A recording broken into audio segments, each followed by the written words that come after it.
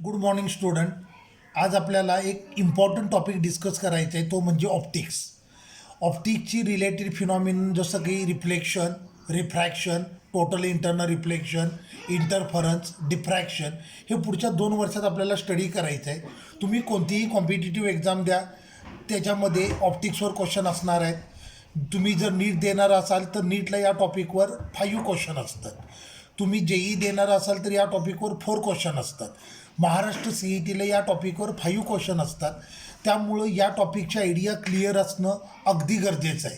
तुम्ही 10thला हा topic study केला असेल, ज्याच्यामध्ये तुम्ही रिफ्लेक्शन, रिफ्रॅक्शन, स्नेल्स लॉ हे पॉईंट स्टडी केले असतील. आता एकदा या टॉपिकची आपल्याला एक फास्ट रिव्हिजन करायची आहे आणि नंतर मग आपण ॲक्च्युअल आपलं 11चा सिलेबस चालू करू. तर पहिला पॉईंट आहे तो म्हणजे लाईट. लाईटला डिफाईन करतात, light is a form of energy which causes sensation of vision. Light ही एक एनर्जी आहे ज्याच्यामुळं आपल्याला दिसतं. Light is a form of energy which produce sensation of vision. पण 10thला तुम्ही डेफिनेशन वेगळी स्टडी केली होती. According to that definition, light is an electromagnetic radiation which consists of time varying electric field component and magnetic field component. These components are perpendicular to each other and they are perpendicular to direction of propagation of light. Me definition थोडीशी वेगळी सांगितली, पुन्हा एकदा मी repeat करतो. Light is an electromagnetic radiation in which there are electrical component and there are magnetic component. These components are perpendicular to each other and they are perpendicular to direction of propagation of wave. आता बघा, मी ते diagram draw केला आहे. हा 3 dimensional diagram आहे, ज्याच्यामध्ये मी electric component आहे ते ग्रीन पेननं दाखवलेत आणि मॅग्नेटिक कंपोनंटना मी ब्लू पेननं दाखवले. हे इलेक्ट्रिकल कंपोनंट आहेत, हे मॅग्नेटिक कंपोनंट आहेत आणि हे 2 कंपोनंट एकमेकाला परपॅन्डिक्युलर आहेत आणि डिरेक्शन ऑफ प्रोपगेशनला देखील ते परपॅन्डिक्युलर आहेत. तर ही म्हणजे लाईट. तर आता लक्षात काय ठेवायचं, लाईटमध्ये 2 कंपोनंट असतात. लाईटमध्ये इलेक्ट्रिकल फील्ड वेक्टर असतात, इलेक्ट्रिक फील्ड कंपोनंट असतात, लाईटमध्ये मॅग्नेटिक फील्ड कंपोनंट असतात. हे 2 कंपोनंट एकमेकाला परपॅन्डिक्युलर असतात आणि ते डिरेक्शन ऑफ प्रोपगेशनला, डिरेक्शन ऑफ ट्रॅव्हलला परपॅन्डिक्युलर असतात. क्लिअर झालं? सो याला म्हणायचं लाईट. आता व्हाईट लाईट कन्सिडर केली तर व्हाईट लाईटमध्ये 7 वेवलेंथ असतात. VIB, GYOR, violet, indigo, blue, green, yellow, orange, red. तर ह्या लाईटमधल्या 7 वेवलेंथ झाल्या. कळलं? लक्षात आलं का तुमच्या? व्हाईट लाईट असेल तर व्हाईट लाईटमध्ये 7 वेवलेंथ असतात. VIB, GYOR वेवलेंथ असते ती या सिम्बॉलने इंडिकेट करतात, याला लॅम्बडा म्हणतात. सो लॅम्बडा मीन म्हणजे मिनिमम वेवलेंथ असते ती व्हायलट असते, मॅक्झिमम वेवलेंथ असते ती रेड असते आणि ॲव्हरेज वेवलेंथ ही येलो असते. लाईटची वेवलेंथ रेंज होते फ्रॉम 3500 एंगस्ट्रॉम टू 8000 एंगस्ट्रॉम. लाईटच्या वेवलेंथची रेंज 3500 एंगस्ट्रॉम टू 8000 एंगस्ट्रॉम. कळलं? व्हाईट लाईटमध्ये 7 वेवलेंथ असतात. VIB, GYOR यापैकी मिनिमम वेवलेंथ असते ती व्हायलट असते, मॅक्झिमम वेवलेंथ असते ती रेड असते, मीन वेवलेंथ किंवा ॲव्हरेज वेवलेंथ असते ती येलो असते. लाईटची वेवलेंथ रेंज होते फ्रॉम 3500 एंगस्ट्रॉम टू 8000 एंगस्ट्रॉम. लाईटचा व्हॅक्यूममधला स्पीड किंवा लाईटचा एअरमधला स्पीड, आपण दोन्ही स्पीड सेमच कन्सिडर करतो, त्याचा सिम्बॉल C आहे.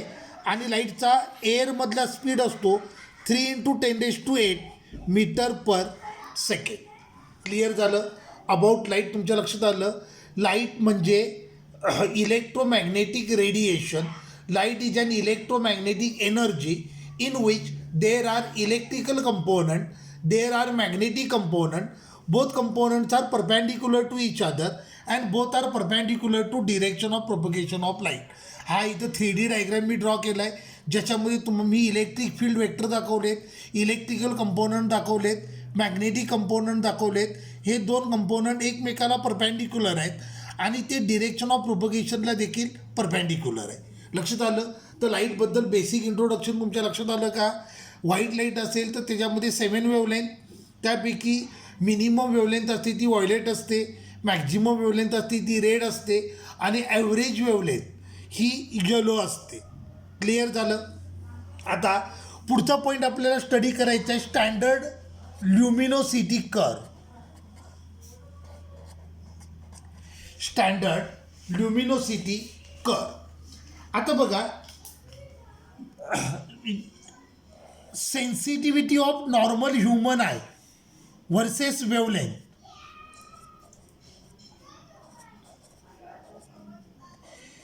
Sensitivity of normal human eye versus wavelength यांचा जो ग्राफ आहे, या ग्राफला म्हणतात standard luminosity curve. A graphical variation of sensitivity of normal human eye with respect to wavelength of light is called as standard luminosity curve.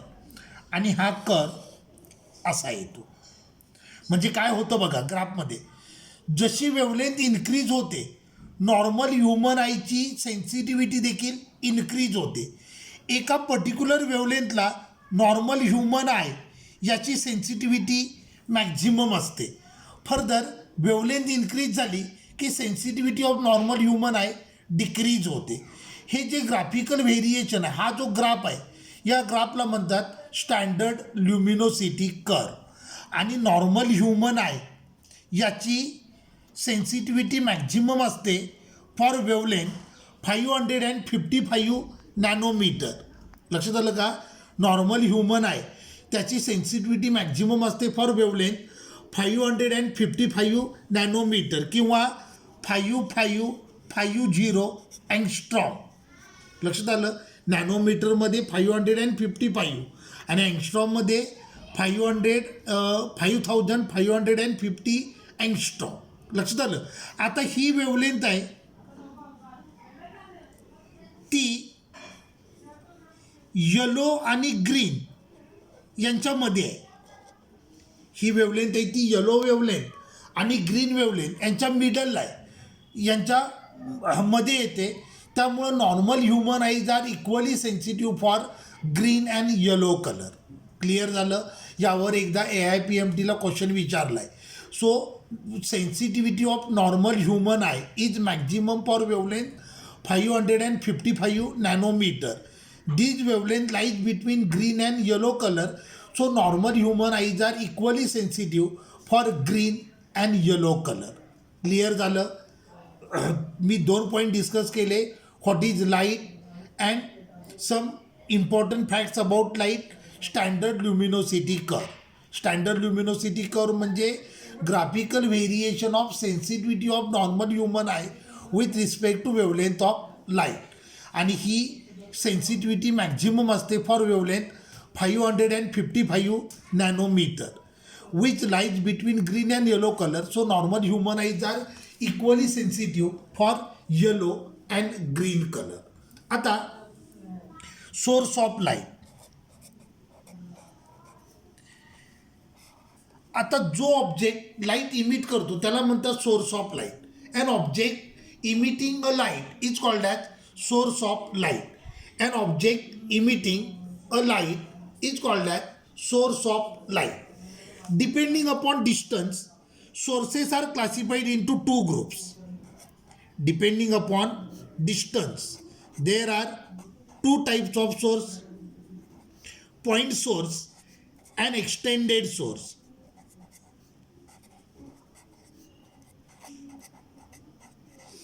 Depending upon distance, sources are classified into 2 groups: point source and extended source. आता हे म्हणजे काय ते सांगतो. हे आपल्या JEE नीटसाठी हा important point आहे. What is point source, what is extended source. तर बघा, विथ रिस्पेक्ट टू डिस्टन्स, जर सोर्सचे डायमेन्शन स्मॉल असतील तर त्या सोर्सला म्हणायचं point source. With respect to distance, if dimensions of source are small then it is called as point source. आता डायमेन्शन म्हणजे काय? तर मे बी त्या सोर्सचा डायमीटर, मे बी त्या सोर्सची रेडियस किंवा मे बी त्या सोर्सची लेंथ. अगदी साधं एक्झाम्पल सांगतो. आपल्याकडे लाईटचा बल्ब आहे, बरोबर आहे. त्या लाईटच्या बल्बची डायमीटर, त्या लाईटच्या बल्बचा डायमीटर म्हणजे त्या सोर्सचे डायमेन्शन झाले. किंवा CFLचा बल्ब आहे आपल्याकडे, CFL बल्बची लेंथ असते ती म्हणजे त्या सोर्सचे डायमेन्शन. आता जर सोर्सच्या डायमेन्शनच्या प्रपोर्शनमध्ये डिस्टन्स जर स्मॉल असेल तर त्या सोर्सला म्हणतात पॉईंट सोर्स. म्हणजे फॉर एक्झाम्पल एक CFL बल्ब आहे, त्याला तुम्ही 1 मीटर डिस्टन्सवरनं ऑब्झर्व करताय. आता विथ रिस्पेक्ट टू डिस्टन्स सोर्सचे डायमेन्शन निग्लिजिबल असणार नाहीत, मग त्याला म्हणायचं एक्सटेंडेड सोर्स. जर विथ रिस्पेक्ट टू डिस्टन्स सोर्सचे डायमेन्शन निग्लिजिबल नसतील तर तो झाला एक्सटेंडेड सोर्स. आपल्याकडे एक CFL बल्ब आहे, त्याला तुम्ही 10 किलोमीटर डिस्टन्सवरनं ऑब्झर्व करताय. आता with respect to distance of with respect to dimensions of source या केसमध्ये डिस्टन्स लार्ज आहे, मग तो झाला पॉईंट सोर्स. लक्षात आलं. Depending upon distance there are 2 types of sources, point source and extended source. With respect to distance, if dimensions of source are small, dimensions of source are negligible, then it is called as point source. Depending upon distance, with respect to distance, if dimensions of source are मी उलटं सांगितलं. Depending upon distance if dimensions of source, उलटं नाही सांगितलं, correct आहे. Depending upon distance if depending upon with respect to distance if dimensions of source are large then it is called as extended source. Clear झालं. Point source, extended source ह्या 2 idea लक्षात आल्या तुमच्या. जर सोर्सच्या डायमेन्शनच्या प्रपोर्शनमध्ये डिस्टन्स लार्ज असेल तर सोर्सचे डायमेन्शन निग्लिजिबल असतील, मग त्यावेळेला त्या सोर्सला म्हणायचं point source. With respect to distance if dimensions of source are large then it is called as extended source. Depending upon wavelength there are 2 types of sources, monochromatic source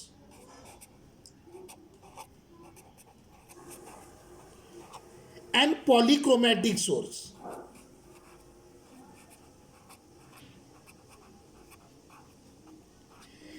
आता अगदी साधं example आहे बघा.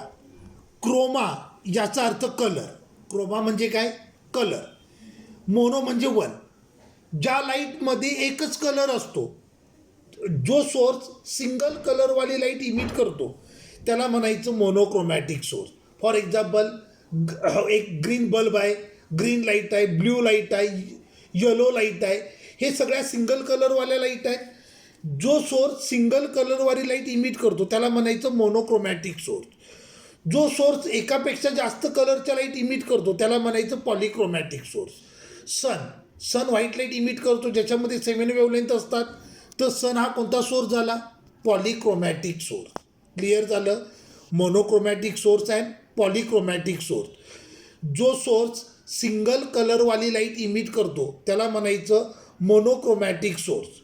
जो सोर्स एकापेक्षा जास्त कलरवाली light emit करतो त्याला म्हणायचं polychromatic source. Sun is a source of polychromatic light, कारण सन व्हाईट लाईट इमिट करतो ज्याच्यामध्ये 7 वेवलेंथ असतात. क्लिअर झालं. So depending upon colour there are 2 types of sources, monochromatic source of light and polychromatic source of light. Clear झालं. Then पुढची type असते सोर्सची self luminous source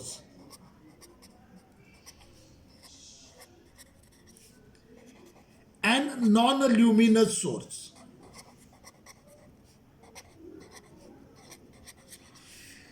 आता जो सोर्स आहे ज्या सोर्सला स्वतःची लाईट असते त्या सोर्सला म्हणतात सेल्फ ल्युमिनस सोर्स.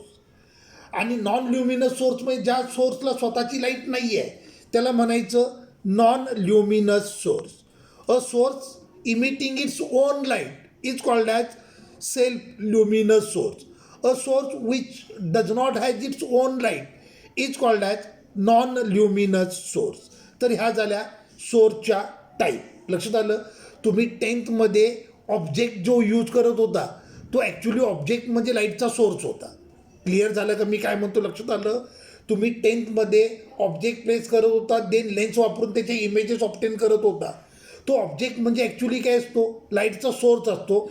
त्यामुळे तुम्ही इथे म्हणताना पॉईंट सोर्सच्या ऐवजी पॉईंट ऑब्जेक्ट म्हटलं तरी चालेल, एक्सटेंडेड ऑब्जेक्ट म्हटलं तरी चालेल, मोनोक्रोमॅटिक ऑब्जेक्ट नॉन पॉलिक्रोमॅटिक ऑब्जेक्ट असं म्हटलं तरी चालेल.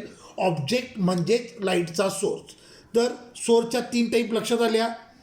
डिपेंडिंग अपॉन डिस्टन्स सोर्सच्या टाईप असतात, point source and extended source.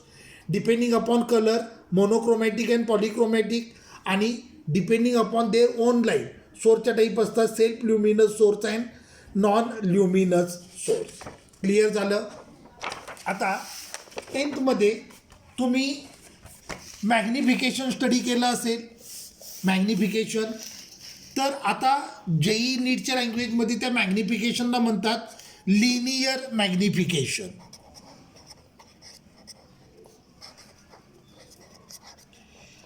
Linear magnification formula असतो H2/H1 is equal to V/U. Linear magnification is a ratio of H2 म्हणजे हाईट ऑफ इमेज, H1 म्हणजे height of object, V म्हणजे image distance, U म्हणजे object distance. तर linear magnification is a ratio of height of image to height of object किंवा linear magnification is a ratio of image distance to object distance. हा formula general formula असा लिहायचा. नंतर तो mirror आहे की लेन्स आहे, की मिररमध्ये पण तो कॉन्व्हेक्स मिरर आहे की कॉन्केव्ह मिरर आहे, अकॉर्डिंगली तिथे प्लस किंवा मायनस साईन कन्व्हेन्शन आपल्याला यूज करावं लागेल. सो लिनियर मॅग्निफिकेशन फॉर्म्युलाला H2/H1 किंवा V/U. तसंच अजून एक मॅग्निफिकेशन असतं axial magnification. Axial magnification is a ratio of area of image to the area of object किंवा याचा फॉर्म्युला येतो H2/H1 होल स्क्वेअर किंवा V/U whole square. Axial magnification formula काय असतो area of image divided by area of object. Clear झालं. तुम्ही 10thला मॅग्निफिकेशनवरचे numerical solve केले असतील. मॅग्निफिकेशनचा फॉर्म्युला असतो ते मॅग्निफिकेशन तुम्ही जे 10thला मॅग्निफिकेशन असा वर्ड यूज केला होता ॲक्च्युली ते लिनियर मॅग्निफिकेशन होतं. आपल्याला यावर्षी 2 मॅग्निफिकेशन स्टडी करायचे आहेत. एक मॅग्निफिकेशन असणार आहे ते लिनियर मॅग्निफिकेशन, तर दुसरं ॲक्झियल किंवा areal magnification. So linear magnification is H2/H1 which equal to V/U आणि areal magnification H2/H1 whole square किंवा V/U होल स्क्वेअर. क्लिअर झालं. Areal magnification linear magnification clear झालं. आता लाईट ट्रॅव्हल करते from one medium to another medium. मग मीडियमचे देखील 2 type असतात. मीडियमचे टाईप असतात denser medium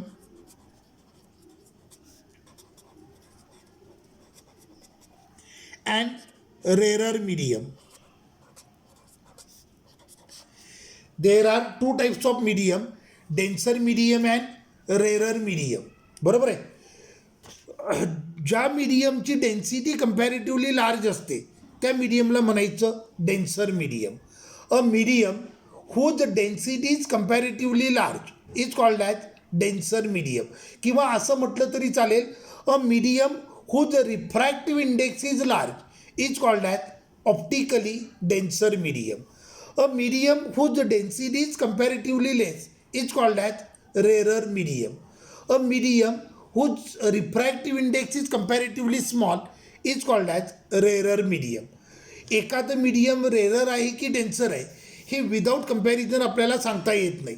with respect to water glass is denser medium and with respect to glass water is rarer medium. लक्षात आलं. डायरेक्ट ग्लास म्हणजे डेन्सर म्हणायचं नाही किंवा वॉटर म्हणजे रेरर म्हणायचं नाही. ग्लासच्या रेफरन्समध्ये ग्लासच्या रिस्पेक्टमध्ये water is rarer medium, glass is denser medium. तुम्ही जर एअर आणि वॉटरला कम्पेअर करत असाल तर with respect to water air is rarer medium and water is denser medium. तुम्ही ग्लास आणि वॉटर कम्पॅरिझन करत असाल तर with respect to air glass is denser medium, water is rarer medium. Clear झालं. मी काय काय सांगितलं बघा. Linear magnification, aerial magnification, then types of medium, denser medium, rarer medium. लक्षात आलं. ह्या मीडियमच्या टाईप झाल्या. आपण आज काय काय स्टडी केलं बघा. पहिल्यांदा मी तुम्हाला सांगितलं लाईटची रिलेटेड टर्मिनॉलॉजी. त्यानंतर आपण स्टडी केलं सोर्सच्या टाईप. त्यानंतर आपण मॅग्निफिकेशनचे फॉर्म्युले स्टडी केले. त्यानंतर आपण स्टडी केलं denser medium and rarer medium. बरोबर आहे. आता 10thला तुम्ही एक इम्पॉर्टंट फिनॉमिनन स्टडी केलं असेल, ते म्हणजे रिफ्लेक्शन ऑफ लाईट. बरोबर आहे. आता लक्ष द्या, हा रिफ्लेक्टिंग सरफेस आहे. ह्याला मी ही नॉर्मल ड्रॉ केली. हा रे ह्या सरफेसवर इन्सिडेंट झाला आणि हा रिफ्लेक्ट झाला. बरोबर आहे. So bouncing of light in same medium but in backward direction is called as reflection of light. Bouncing of light in same medium but in opposite direction is called as reflection of light. Light सरफेसवर incident झाली, त्यानंतर ती same मीडियममध्ये backward डिरेक्शनला throw झाली, backward डिरेक्शनला move झाली. हे phenomenon म्हणजे reflection. आता जो रे इन्सिडेंट झाला याला म्हणतात इन्सिडेंट रे. जो रे रिफ्लेक्ट झाला याला म्हणतात reflected ray. Angle made bye incident ray with normal it is called as angle of incidence. Angle made by reflected ray with normal it is called as angle of reflection. आता एक important point, angle made by incident ray with surface is called as grazing angle. ह्याचा symbol five. हे असं काढायचं. हा theta नाही आहे, हे फाय आहे. याला फाय म्हणतात, PHI, phi.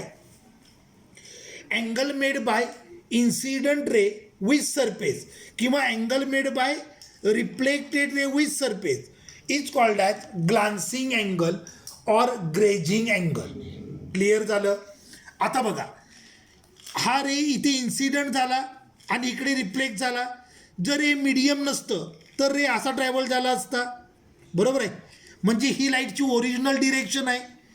Angle made by reflected ray with original direction of light is called as angle of deviation.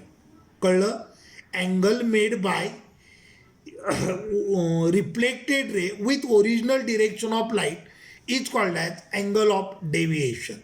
आता लॉज ऑफ रिफ्लेक्शन सगळ्यांनी स्टडी केले असतील. फर्स्ट लॉ आहे, angle of incidence is always equal to angle of reflection. बरोबर आहे ना. रिफ्लेक्शनचे law तुम्हाला 10thला झालेत. Angle of incidence is always equal to angle of reflection. Second, incident ray, reflected ray and normal are always lies in same plane. म्हणजे ते coplanar असतात. Incident ray, reflected ray and normal are always lies in same plane, and incident ray and reflected ray lies on opposite side of normal. Incident ray and reflected ray lies on opposite side of normal. Clear झालं. मग आता ह्याच्यावरून आपल्याला angle of डेव्हिएशनसाठी एक formula prove करायचा आहे. आता बघा, हे टोटल 180 डिग्री आहे. बरोबर आहे. मग अँगल 180 डिग्री हा टोटल अँगल झाला. मग मला सांगा डेव्हिएशनचं रिलेशन काय येईल. Angle of deviation is equal to 180 minus 2I. I is equal to R असतं. Therefore delta is equal to 180 minus 2R. हे खूप इम्पॉर्टंट रिलेशन. हा अगदी साधा क्वेश्चन 2012ला JEEला विचारला आहे. So for reflection angle of incidence is always equal to angle of incidence is always equal to angle of reflection. Therefore deviation produced is 180 minus 2I किंवा 180 minus 2R. Clear झालं. Reflection म्हणजे काय लक्षात आलं.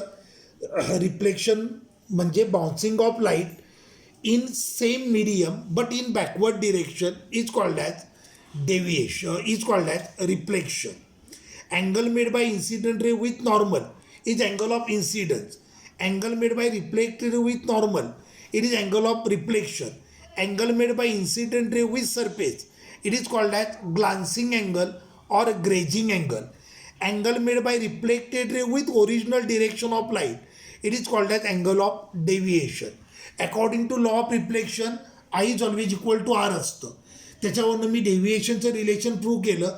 Deviation is equal to 180 minus 2i किंवा 180 minus 2r. Clear झालं.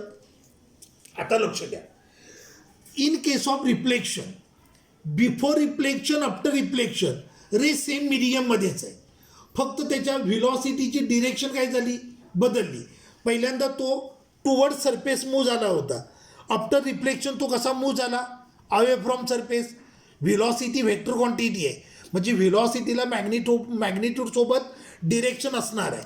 पहिल्यांदा रे travel कसा करतोय, before incidence ray is travelling toward surface, after incidence ray is travelling away from surface. तर ह्या डिरेक्शनमधला जो चेंज आहे याला म्हणतात फेज. हा नवीन शब्द आहे तुमच्यासाठी. डिरेक्शनमधला जो चेंज आहे त्याला काय म्हणायचं, फेज. तर रिफ्लेक्शनमुळं फेज चेंज होतो बाय पाय रेडियन और 180 डिग्री. क्लिअर झालं. फेज याचा अर्थ angle between direction of incident ray and direction of reflected ray. आता या केसमध्ये बघा, तो रिफ्लेक्टेड रे एक्झॅक्टली रिव्हर्स जातोय. पहिल्यांदा रे कसा मूव्ह झाला, टुवर्ड सरफेस. नंतर आफ्टर रिफ्लेक्शन रे कसा मूव्ह झाला, अवे फ्रॉम सरफेस. टुवर्ड्स आणि अवे म्हणजे एक्झॅक्टली रिव्हर्स झालं. एक्झॅक्टली रिव्हर्स याचा अर्थ 180 डिग्री. हे असं झालं, पहिल्यांदा रे सरफेसकडे ट्रॅव्हल झाला आणि रिफ्लेक्शन झाल्यानंतर तो अवे फ्रॉम सरफेस गेला. सो हा अँगल किती झाला, 180 डिग्री. सो फेज म्हणजे angle between direction of incident ray and reflected ray. So due to reflection phase कितीनं चेंज होते, पाय रेडियन. मग आता लक्ष द्या.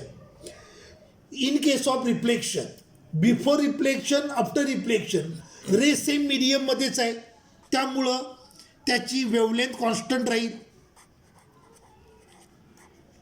Wavelength will not change. Second, frequency will not change. Mediums same असू द्या, अगर चेंज होऊ द्या, फ्रिक्वेन्सी कधीच चेंज होत नसते. It is not only for light wave.